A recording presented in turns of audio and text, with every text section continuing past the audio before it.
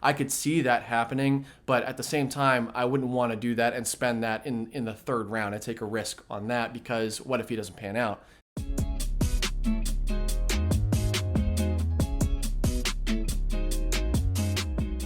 What's going on, guys? Welcome in. Thank you so much for tuning in. Got a special guest for you guys today. This is my buddy Ian. He runs a really awesome YouTube channel called JetsCentral.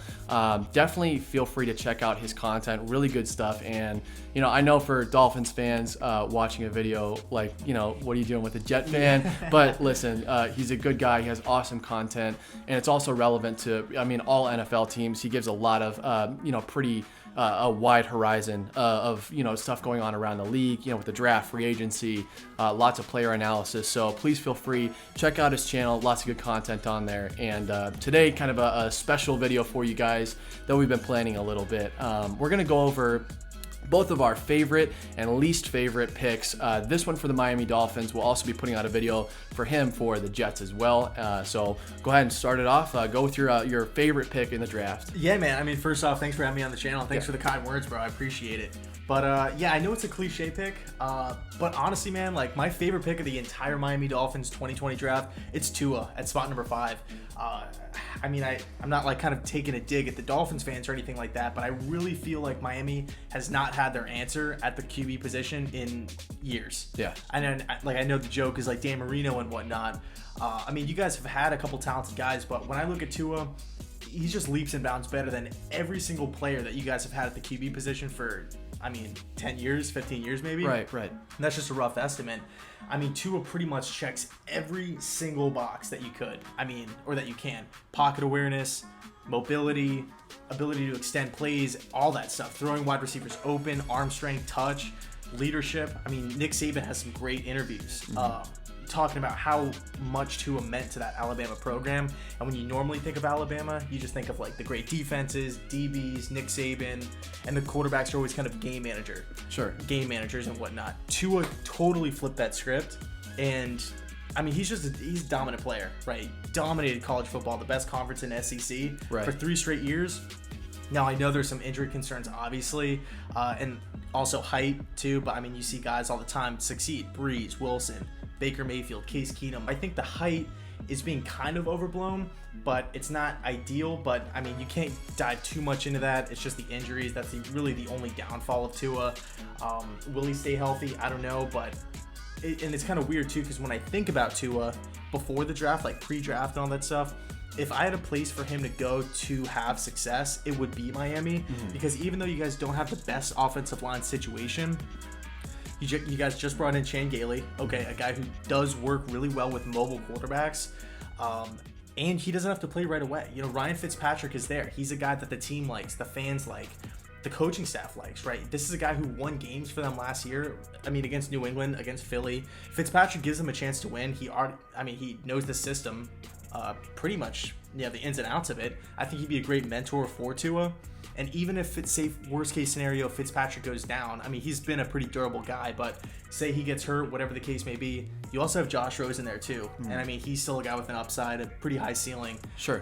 Not as mobile, but still, Tua, by far my favorite pick in the draft. Yeah, and I can definitely understand that. The Rosen thing, that's definitely if he stays around. I don't know if they're going to wind up keeping him on the team. I hope that he does. For those of you who watch my channel, you know that I like Rosen, and I really do like him as a quarterback. I think he's had a pretty tough chance in the NFL. He hasn't really gotten into the right situation. So, for those of you who really do like Tua and who think it's a solid pick, definitely not opposed to the idea that it's a good pick. It wasn't my favorite just because it was at number 5.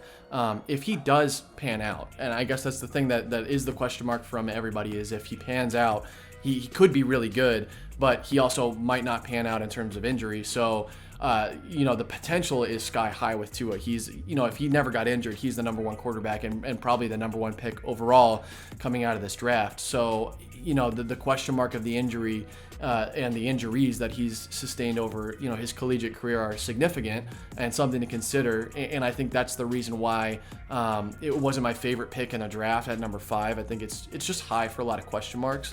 But like I said, if he pans out, if he's able to stay healthy and, take the year behind Fitzpatrick and learn the system and, kind of get used to the NFL and kind of get up to speed to everything, it could wind up being a really good scenario. But, like I said, a lot of question marks. So, my fingers are crossed for those of you who might think that I hate Tua and, hope that he, doesn't succeed. That's obviously not the case. I'm a huge Dolphins fan, and he's the quarterback of the team now, the potential franchise guy. So I want nothing but for him to succeed and make this Dolphins team, as great as we can be. So, Tua, it really could wind up panning out. I sure hope so. So for sure.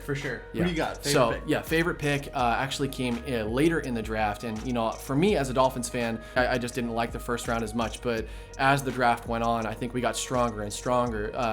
Day 2 was better. And I think day 3 was our best day that we had. We picked up a lot of good talent late in the draft, and that includes my favorite pick in the 5th round, Curtis Weaver, edge out of Boise State.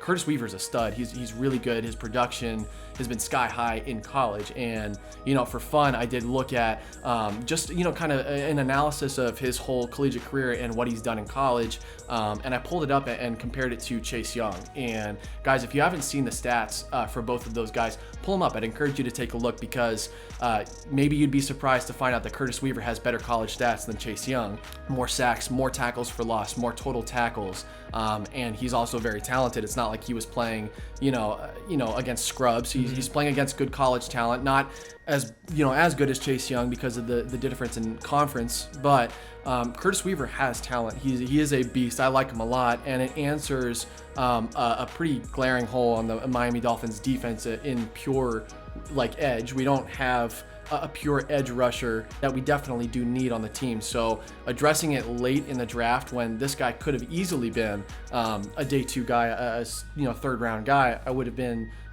more than okay with him going in the 3rd round if we spent a pick on it or if somebody else did. So Curtis Weaver coming out of Boise State in the 5th round to the Dolphins, I think it's tremendous value, and I think it's a guy who can make an impact come day 1 on the Dolphins. For sure. Curtis Weaver actually was one of my favorite players in the draft, overall, and he was actually one of the guys who I wanted the Jets to get in round 3. And when it was funny too, because my buddy ended up texting me during the draft. He's like, "Hey man, Lions fan." He's like, "Hey dude, I hope the Lions take Curtis Weaver."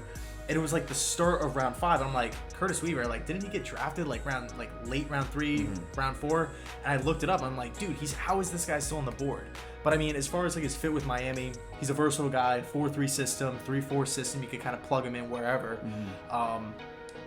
Also, I mean, as far as a depth perspective, you guys got rid of Taco Charlton.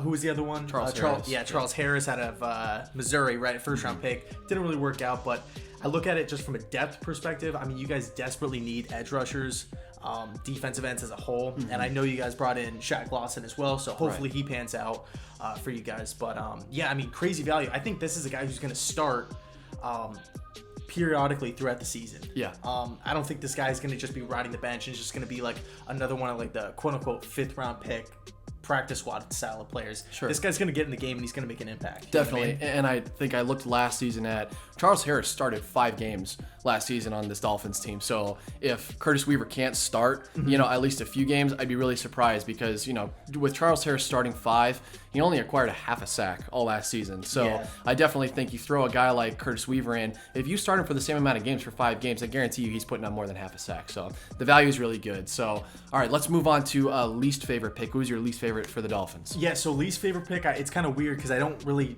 it's not that I hate the player or I don't think he's a bad player or that the Dolphins got worse with this pick, but it's Brandon Jones, safety from Texas, strong safety that is. I just look at it, when I think about the Miami Dolphins, I don't really think I feel as though when I look at the Dolphins team, it's more so the weaknesses of the team. It's more so with wide receiver depth, offensive line big time, and defensive line. Not so much secondary. I mean, you guys just brought in Byron Jones. Granted, he's a corner, but you already have Bobby McCain, Eric Rowe. I think you're training him as strong safety as well. Yeah, Xavier Howard. Yeah, Xavier Howard. I mean, you guys have a ton of money, a ton of talent inside the whole secondary. I look at a guy in Brandon Jones, flash for sure. Again, it's not that I don't like the player. I think he's a really good dude. I just don't know if round 3, honestly, I think it was just a little bit of a reach in round 3 to get a guy that's going to be on the bench. I don't see Jones beating out an Eric Rowe at strong safety. No. Or I just don't really see him contributing year 1. And maybe it's one of those situations where you guys are you're kind of grooming him to be the future strong safety of the team. And, in that case, awesome. But as far as round 3, I think it's just a little high for Jones. That's just my take on it. No, and I agree with that. It was a pick that when they made it, when they announced it, I was like, really? Brandon Jones in the 3rd round is high. It's definitely high. I think he's more maybe a 4th or 5th round, especially for the Dolphins. The pick for Brandon Jones, I don't think is necessarily a bad pick on a different team because he does offer potential. Now, the production wasn't tremendous in college. He had a good last year in college, but leading up to it wasn't the most impressive. He does have like the athleticism and that dynamic like big play potential, but at the same time, the Dolphins don't necessarily need that guy because they have Eric Rowe. And I've seen a lot of comparisons drawn to maybe they're making this guy, they're going to groom him into being the next Rashad Jones, and I could see that happening. But at the same time, I wouldn't want to do that and spend that in the 3rd round and take a risk on that, because what if he doesn't pan out? Then you've wasted a 3rd round pick on a position that's you already had it answered in Eric Rowe. So the pick to me, it was definitely weird when, if you take a guy, the round before in Antoine Winfield or Xavier McKinney, Grant Delpit was still sitting there. They could have slid easily into free safety. He moved Bobby McCain down to slot where he, at least in my opinion, was much better in the NFL. And then you've answered 2, positions in 1 pick, and you're doing it at a position in the draft, at a place in the draft that makes sense. I think a 2nd rounder for Xavier McKinney, Grant Delpit, Antoine Winfield makes plenty of sense if you're the Dolphins. Taking Brandon Jones, who plays in a position that you already have addressed in the 3rd round, it just doesn't make as much sense. So yeah, I agree with you there. It was definitely a head scratcher when they called his name. For sure. And just to kind of want to build off of what you were saying too, one bright spot I just kind of want to add with Jones. Brian Flores, the head coach, he's been in New England forever, right? He studied and learned under Bill Belichick, and Bill Belichick worked, and everybody talks about Tom Brady, the offensive system and whatnot. Belichick's bread and butter is DBs, right? He knows how to get the most and kind of get the most value out of his defensive backs, free safety, nickel, corner, whatever secondary position it is. Bill Belichick and the Patriots coaching staff knows how to extract the value out of those guys. That is kind of something that you can maybe hang your hat on. Like, hey, Flores, he sees something in this guy. He maybe, can help fulfill him reach his ceiling. Right. If that makes any sort of sense. Right. And if I believe in anybody to do that, it is Brian Flores at this point, because he's shown to take, this entire team last year was full of guys who were undrafted free agents, undrafted rookies, just people who weren't that good in the NFL. And he brought them onto the team, kind of took guys off the street, and they balled out for him. They won 5 games. So, with that in mind, if you get some talent on this team, or even if you get a project who has a lot of potential, I definitely believe in Brian Flores' ability to coach him up to be the player that he can be. So for sure. It makes a lot of sense to me, for sure. Yeah, so least favorite. Least favorite for me came in the 1st round. So like I mentioned earlier, 1st round wasn't my favorite for a number of reasons, and my biggest reason sits at number 18 overall, Austin Jackson out of USC. Now, I don't dislike Austin Jackson as a prospect. I certainly don't dislike him as a left tackle. I dislike him as the 18th overall pick, and the reason being, I think it's a reach. It's definitely a reach to me. You have guys like Josh Jones sitting on the board, even guys like Isaiah Wilson, that make more sense at number 18 overall than, in my opinion, Austin Jackson. I think he's a little smaller than I would like him to be. He's very athletic and he's young, but he's also a project. And if I'm a GM, I wouldn't be taking a project offensive tackle in the 1st round. I think you take those guys because you can get good value in offensive line in general late in the draft. You can pick up solid offensive linemen in day 3.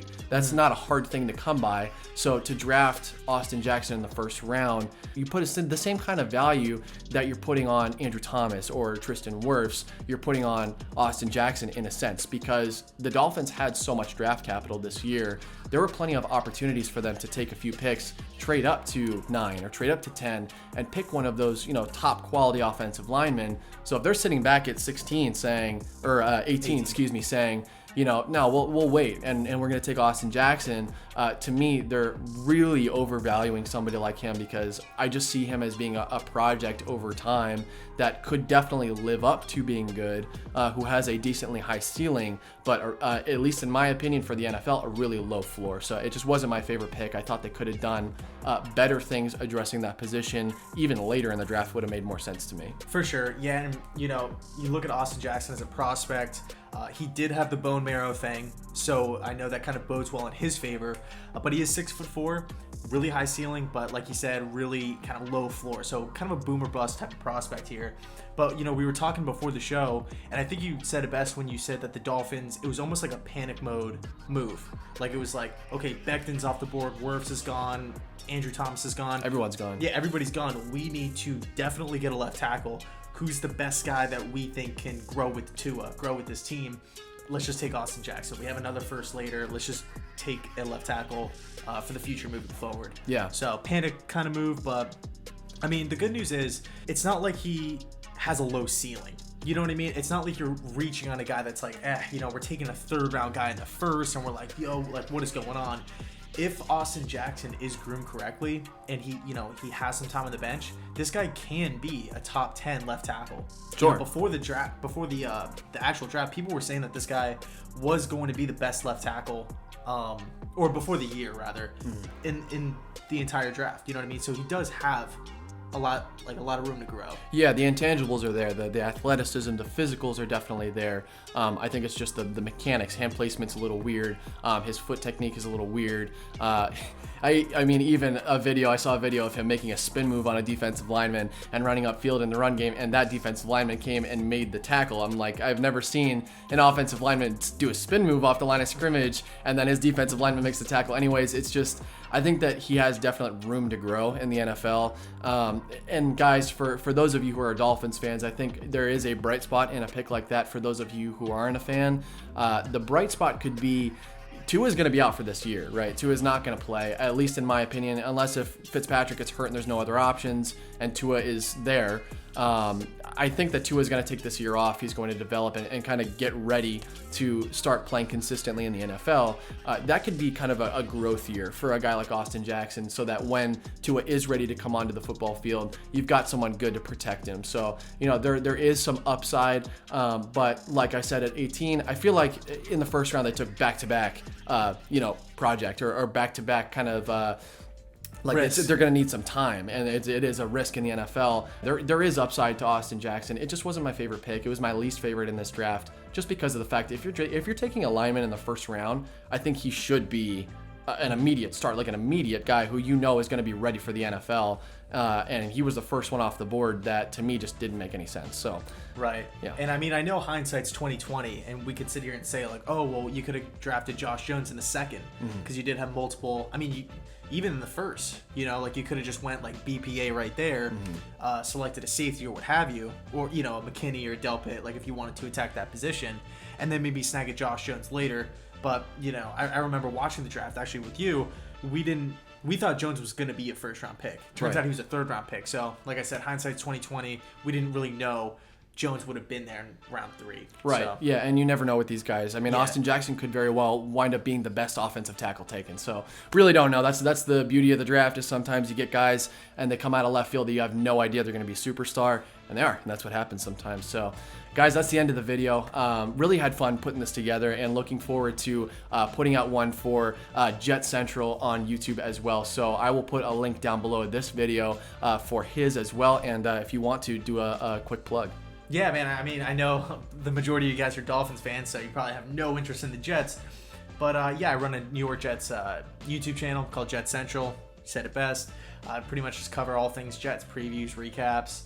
all the things that entail with like free agent signings, breaking news, coaching fires, coaching hires, all that good stuff. So yeah, JetsCentral, one word, and thanks for having me on, man. Of course, I appreciate man. it. Yeah, and like I said before, guys, he has a lot of content that isn't just Jets too. For those of you who aren't even a fan of Jets or Dolphins, and you have somebody else, he covers a lot of teams around the NFL, pretty much everybody. So definitely feel free to check it out. And as always, guys, thank you so much for watching. Feel free to like, comment, subscribe. Let us know what you think about the picks in the draft for the Dolphins.